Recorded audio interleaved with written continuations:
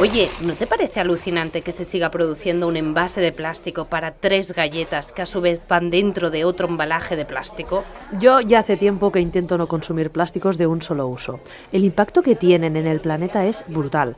¿Sabías que la mayoría de residuos plásticos necesitan más de 400 años para descomponerse? Ya.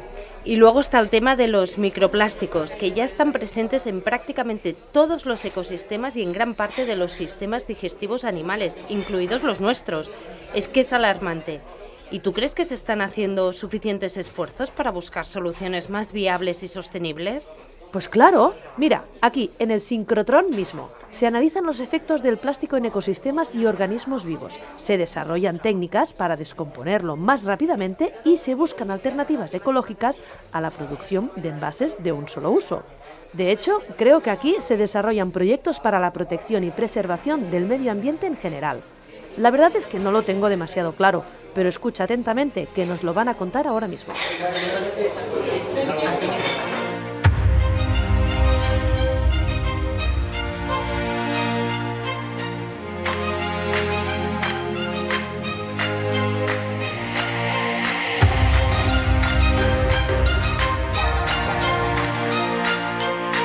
Acelerando Electrones, el podcast del sincrotrón ALBA que ilumina la ciencia.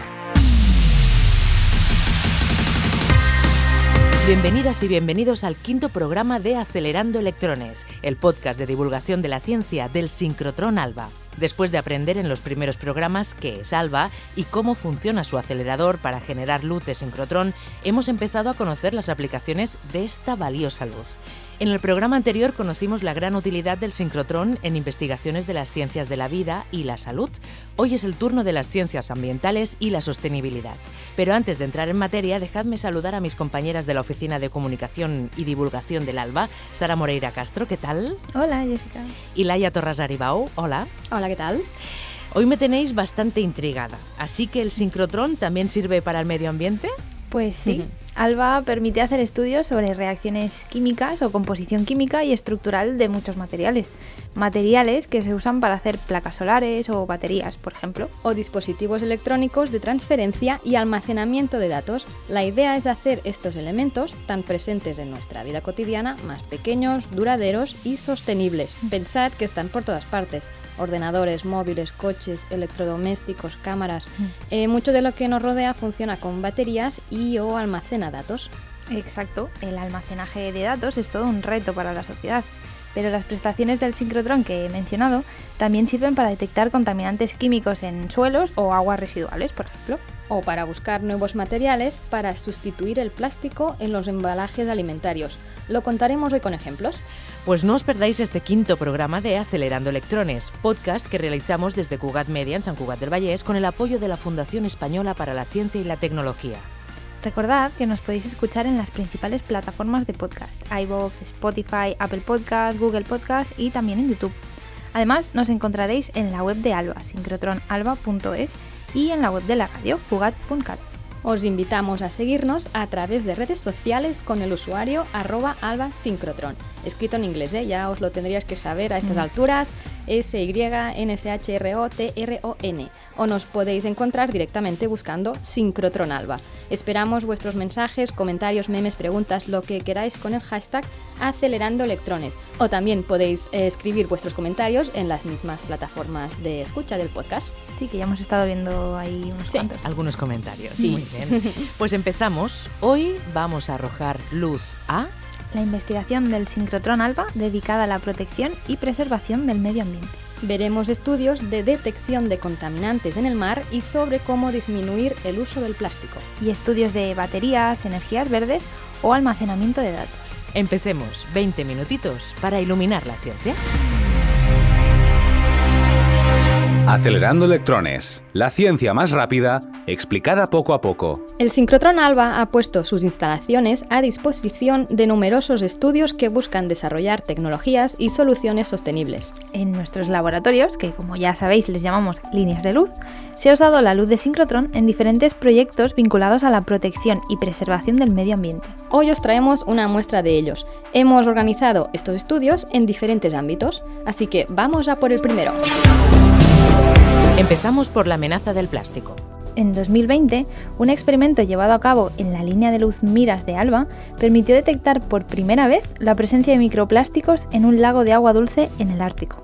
Y aunque esto significa que esta línea de luz es una gran herramienta para detectar moléculas químicas concretas en una muestra, no es para nada una buena noticia. Pues no, Laia. Hoy en día estos microplásticos parecen estar presentes en prácticamente todos los ecosistemas y en los sistemas digestivos de los animales acuáticos, y ya no solo los marinos. De hecho, hace justo un mes leí la noticia que encontraron por primera vez microplásticos en sangre humana.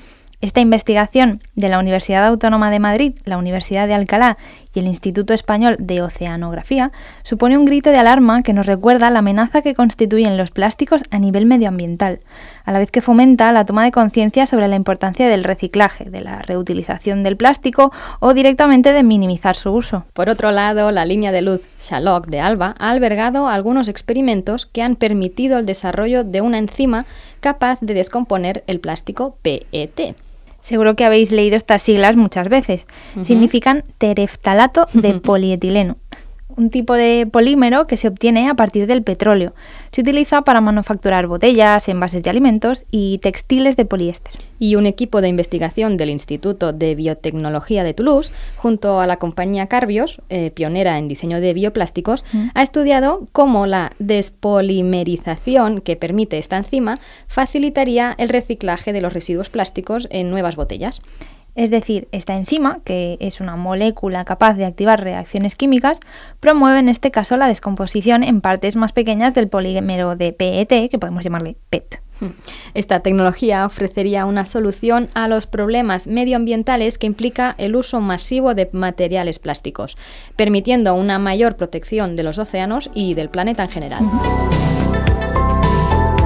Otro ejemplo es el estudio que hicieron investigadores del Instituto de Agroquímica y Tecnología de los Alimentos de Valencia, en la línea de luz NCD Suite de ALBA. En este caso, buscaban explorar nuevas formas más sostenibles de producir envases de alimentos. Sí, los nuevos sistemas de empaquetamiento con biopolímeros, es decir, obtenidos a partir de algas y microalgas, supondrían una alternativa más ecológica y sostenible al uso masivo del plástico en la industria alimentaria. Sí, todo un hito teniendo en cuenta la cantidad de envases y embalajes que consumimos relacionados con los productos de alimentación. No sé tú, Laia, pero yo cuando llego de hacer la compra y de quitar todas las bolsas, lleno el cubo del plástico prácticamente. Totalmente.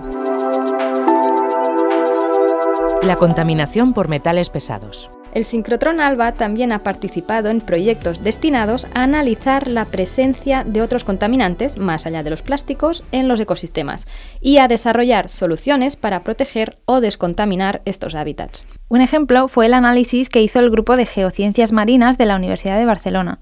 Esto se hizo en la línea de luz CLAES de ALBA, que hace muchos experimentos relacionados con la química.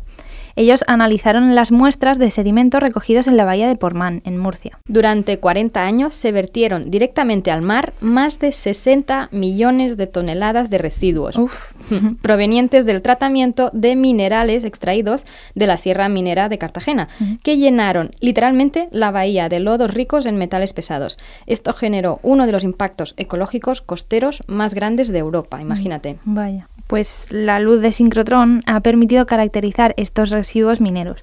Es decir, se puede deducir qué elementos químicos la forman con gran precisión.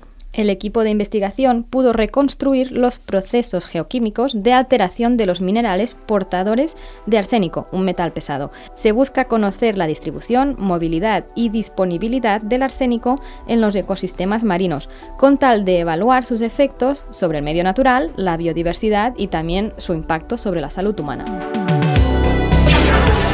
Nuevas fuentes de energía. En el campo de la energía, la investigación de nuevos materiales y la optimización de los procesos de elaboración de baterías y placas solares son centrales en los proyectos que se desarrollan en ALBA. Empecemos por las baterías.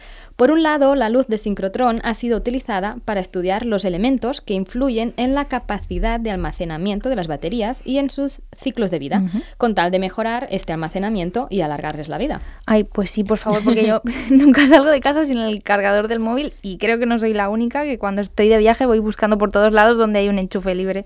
Exacto, lo que queremos es que las baterías duren, ¿no? Yo igual. Y además también se busca la optimización y simplificación de los procesos de producción de estas baterías. Las baterías de iones de litio están presentes en muchos de los dispositivos electrónicos que usamos a diario. Si todavía tenéis un móvil al que se le puede abrir la tapa de detrás, podréis comprobar que su batería es de iones de litio, efectivamente. Sí, el mío todavía se abre. Es viejo, es viejo. Estas baterías se cargan y descargan cuando los iones de litio se desplazan entre lo que llamamos ánodo, que es el polo negativo, y el cátodo, el polo positivo, que conecta la batería. Es como una pila, vamos. Sí. Vale, pues cuanto mayor es la cantidad de iones de litio que contiene el cátodo, mayor capacidad de almacenamiento de energía tiene la batería. Una gran parte de las baterías actuales contienen un cátodo formado por litio y cobalto. El cobalto es un elemento difícil de obtener, altamente tóxico y la materia prima más cara de este tipo de baterías. Lo tiene todo, vaya. Y además los cátodos con cobalto tienen un rendimiento limitado. Solamente utilizan alrededor del 50% de la capacidad total del material. Y es precisamente por este motivo que el Synchrotron Alba ha colaborado con un equipo internacional de China, Alemania, Australia y España en el desarrollo de cátodos ricos en litio pero sin cobalto. Los experimentos llevados a cabo en las líneas de luz MSPD y CLAES de Alba demostraron que los cátodos ricos en litio sin cobalto tienen una alta capacidad de almacenamiento de energía, así como una rápida velocidad de descarga, siendo aproximadamente 10 veces más rápido que las baterías convencionales. Esta velocidad de descarga es muy importante en las baterías de los coches eléctricos, por ejemplo, ya que para acelerar necesitan mucha energía en pocos segundos. De hecho, si alguna vez os habéis subido en un coche eléctrico, habréis notado esta diferencia de aceleración respecto a los coches de combustión. Y ahora dejamos las baterías y hablamos de placas solares. La energía solar es una de las energías renovables con mayor relevancia en España. Sus 2.500 horas de sol anuales no solo la convierten en un ansiado destino turístico, sino que la sitúan como un lugar ideal para explotar los múltiples beneficios que ofrece la energía solar frente a las energías no renovables. Es por esto que el Synchrotron Alba ha colaborado con centros de investigación internacionales de Bélgica, Francia, Estados Unidos, Canadá, China y España en la mejora de las placas solares basadas en perovskitas, un material muy prometedor. Ya empezamos con palabras raras. Sí, perovskitas, yo no sé qué es, pero creo que tú un poco más. Pues se denomina perovskita a todos aquellos materiales que presentan una estructura cristalina concreta, es decir, la forma en la que se ordenan los átomos, moléculas o iones en el material. Vale. Para a ver si se entiende mejor así. Imaginemos que tenemos dos torres de Jenga. El juego de construcción, ¿quieres decir? Vale. Sí, justo. Pues una torre, imaginemos, una torre está hecha de bloques de madera y otra de bloques de plástico. No importa que los materiales sean distintos. Mientras la forma de ordenar los bloques sea la misma, podemos seguir llamando Jenga al juego. Vale, pues en el Synchrotron se ha utilizado la línea de luz NCD Suite para analizar con gran precisión la estructura de algunas de estas perovskitas y su funcionamiento. El objetivo final es optimizar la fabricación de placas solares para que sean, pues lo que queremos, más eficientes y baratas posibles. Entonces, con las baterías y las placas solares podemos generar energía. Pero, ¿cómo la almacenamos? Ajá. Pues quizá habéis oído hablar alguna vez de los condensadores. Son dispositivos capaces de almacenar energía y han sido componentes fundamentales de las tarjetas de circuitos eléctricos durante años.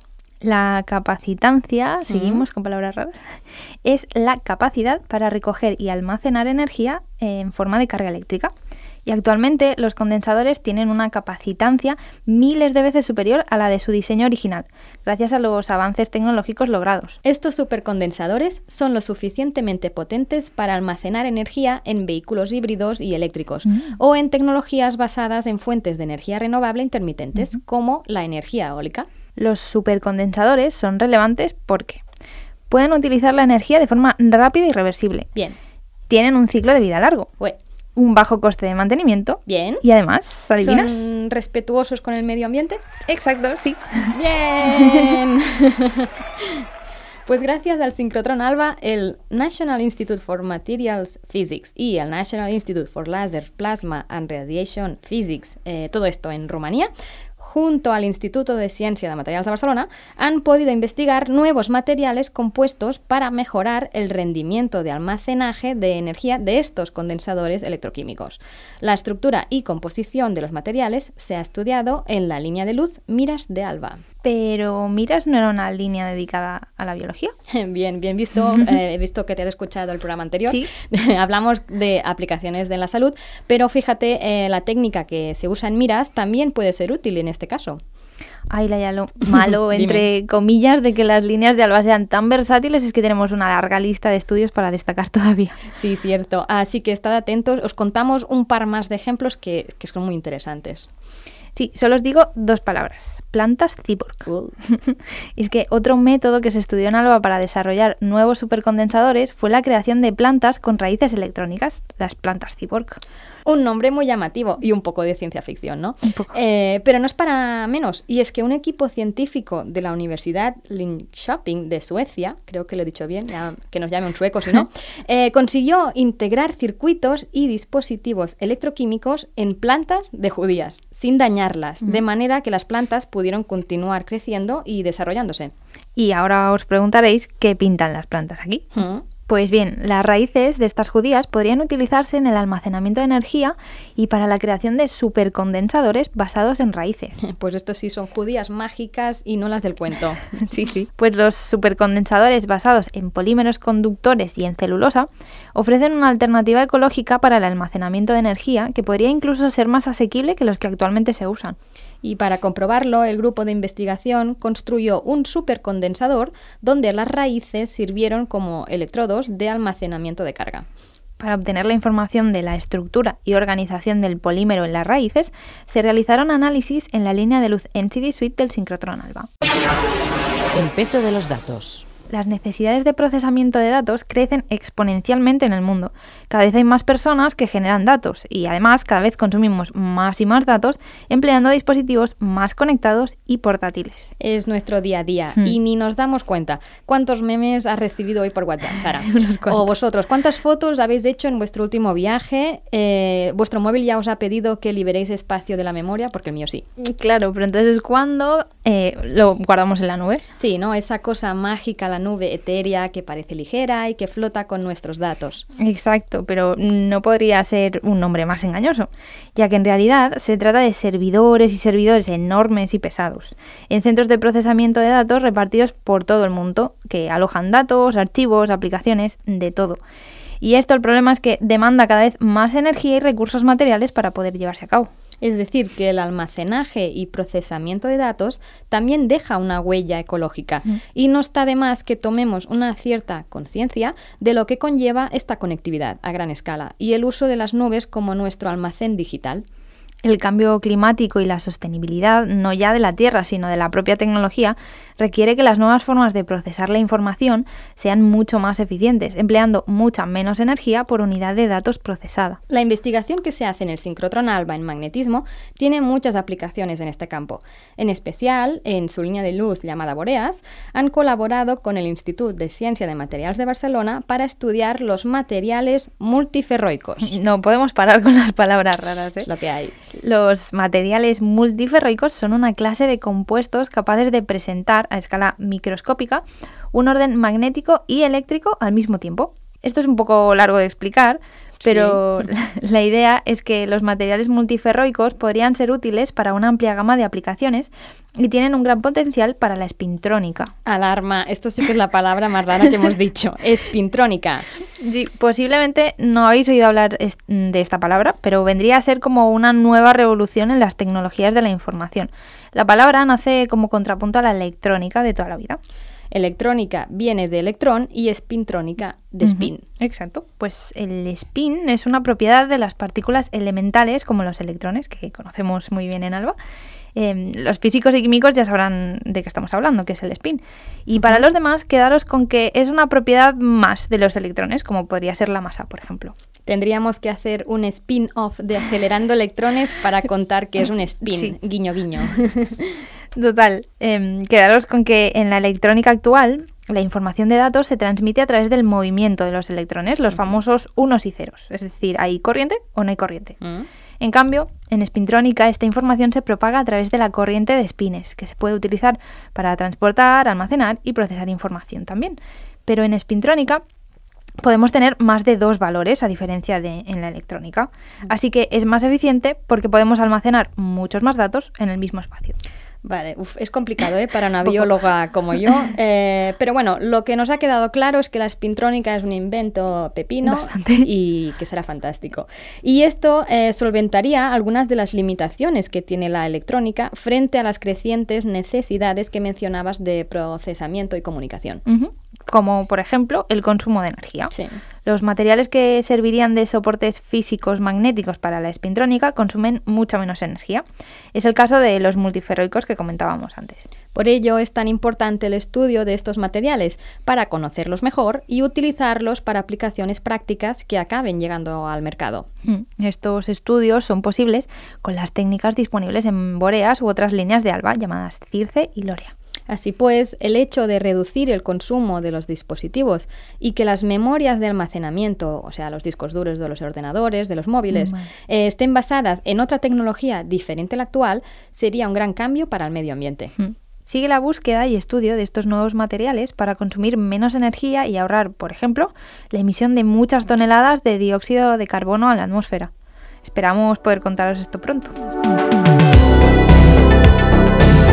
Como hemos visto, las implicaciones de los experimentos desarrollados en ALBA con el medio ambiente no son pocas. Así es, ya sea en el campo de la investigación de nuevas fuentes de energía, en el de la descontaminación de los ecosistemas o en el de la reducción de los impactos negativos de la producción humana sobre el planeta. Pues ¿sabéis aquello de que nunca te irás a dormir sin haber aprendido una cosa nueva?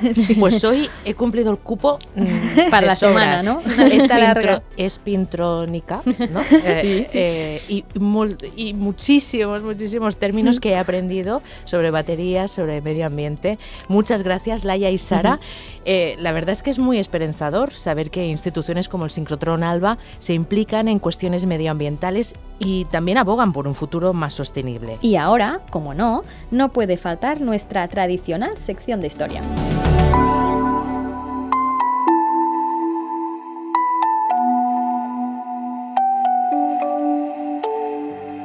Acelerando Electrones, el podcast del Sincrotrón ALBA que ilumina la ciencia. La revolución industrial conllevó entre la segunda mitad del siglo XVIII y principios del XX un cambio drástico en los modelos productivos, sociales y económicos de las sociedades occidentales. El frenético desarrollo industrial, junto al uso irracional de recursos fósiles, generaron fuertes consecuencias, principalmente la contaminación y deterioro del medio ambiente y de los ecosistemas. Fue durante el siglo XX cuando se empezó a reflexionar acerca del impacto y de los efectos que había tenido y estaba teniendo la producción humana sobre el planeta. La preocupación por los aspectos ambientales fue creciendo, sobre todo durante la segunda mitad de este siglo. En 1962, la conservacionista y bióloga marina Rachel Carson publicó una obra titulada La primavera silenciosa, en la que denunciaba las consecuencias medioambientales producidas por el uso masivo de pesticidas como el DDT. Además de acabar consiguiendo la prohibición del DDT en Estados Unidos, Carson consiguió que se empezara a generar una preocupación por el medio ambiente en la conciencia colectiva de la sociedad estadounidense. Se considera que su obra contribuyó al nacimiento de lo que hoy conocemos como la conciencia ambiental moderna. También en Estados Unidos, el senador de Wisconsin, Gaylord Nelson, junto con el activista ecologista Dennis Hayes, precursor del movimiento ecologista moderno, estableció la celebración de un día dedicado al planeta. Así pues, en 1970 se celebró por primera vez el Día de la Tierra, el 22 de abril. Unos meses más tarde, el 2 de diciembre de 1970, nació en Estados Unidos la Agencia para la Protección del Medio Ambiente, EPA por sus siglas en inglés. Hoy la EPA sigue vigente como organización medioambiental de referencia. En 1972, la ONU convocó en Suecia la Conferencia de Estocolmo, primera gran conferencia de carácter internacional sobre cuestiones ambientales. Impulsó el desarrollo de la política internacional del medio ambiente y asentó las bases para las posteriores conferencias. En 1988, la ONU también fundó el Grupo Intergubernamental de Expertos sobre el Cambio Climático, o Panel Intergubernamental del Cambio Climático, más conocido como IPCC por sus siglas en inglés. El IPCC es una organización de 195 países que ofrece una base científica a las políticas públicas climáticas. Su principal misión es proveer al mundo de una opinión objetiva y científica sobre el cambio climático, sus impactos y riesgos naturales, políticos y económicos y las opciones de respuesta posibles. La organización elabora unos informes que publica aproximadamente cada 6 o 7 años. El sexto informe ha sido publicado recientemente. En agosto de 2021 publicaron la parte que hacía referencia a física planetaria del calentamiento y el pasado febrero del 2022 el IPCC sacó la parte sobre impactos y adaptación, mostrando un panorama desolador sobre la crisis climática. Volviendo unos años atrás, los movimientos sociales ecologistas también tuvieron un gran impacto en la priorización de las cuestiones ambientales por parte de científicos y gobernantes. A finales de los 60 empezaron a formarse grupos ecologistas como Greenpeace International, Friends of the Earth o Worldwide Fund for Nature, que sirvieron como altavoz para una parte de la sociedad descontenta, presionando y exigiendo reformas o nuevas políticas más respetuosas con el medio ambiente. Si bien en Estados Unidos la labor de estos grupos gozó de una relativamente rápida aceptación y reconocimiento, en Europa no fueron respaldados ni por parte de los ciudadanos ni por parte de agencias e instituciones hasta bastante más tarde. Dinamarca y Holanda se consideran los países europeos precursores de las reformas ambientales y de la integración del pensamiento verde en las políticas públicas, y no lo hicieron hasta finales de los años 80, prácticamente 20 años más tarde que en Estados Unidos. En los últimos años, las voces de la ciudadanía joven han tomado gran protagonismo. Muchas han sido las huelgas, marchas y protestas organizadas por estudiantes en las que se ha exigido a los gobiernos tomar medidas reales para revertir las consecuencias del calentamiento global. La figura de Greta Thunberg tomó fuerza en 2018, cuando la joven activista medioambiental tenía tan solo 15 años. Greta empezó a protestar dejando de asistir a clases antes de las elecciones generales suecas, exigiendo a su gobierno la reducción de las emisiones de carbono. Con su huelga escolar por el clima, incentivó el surgimiento de movimientos como Fridays for Future o Youth for Climate, iniciativas lideradas por las nuevas generaciones que se saben personalmente amenazadas por las consecuencias de la inacción de nuestros políticos.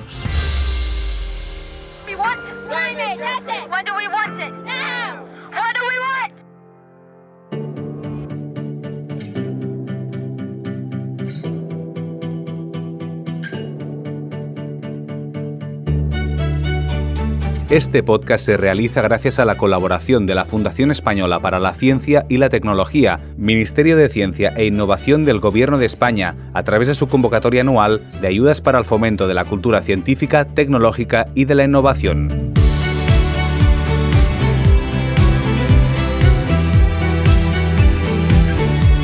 Menudas aplicaciones tiene la luz de sincrotrón. Y yo que pensaba que ya no podía sorprenderme más, la verdad. Después de 4 episodios, este quinto, y espero al sexto. Sí. Sí, y eso que solo hemos comentado algunas de las investigaciones en las que ha participado Alba. Sí, pero es que si os las contábamos todas, pues tendríamos que replantearnos nuestro eslogan de 20 minutitos para iluminar la ciencia, sí. Que ya son 20 y... larguitos. Sí, bueno, pero bueno, es para bien. Eso sí, si queréis saber más sobre estos temas, os hemos dejado en la descripción del capítulo los enlaces a las noticias de estos estudios mencionados. Y recordad que nos podéis hacer preguntas a través de nuestras redes sociales con el hashtag #acelerando_electrones o mencionándonos.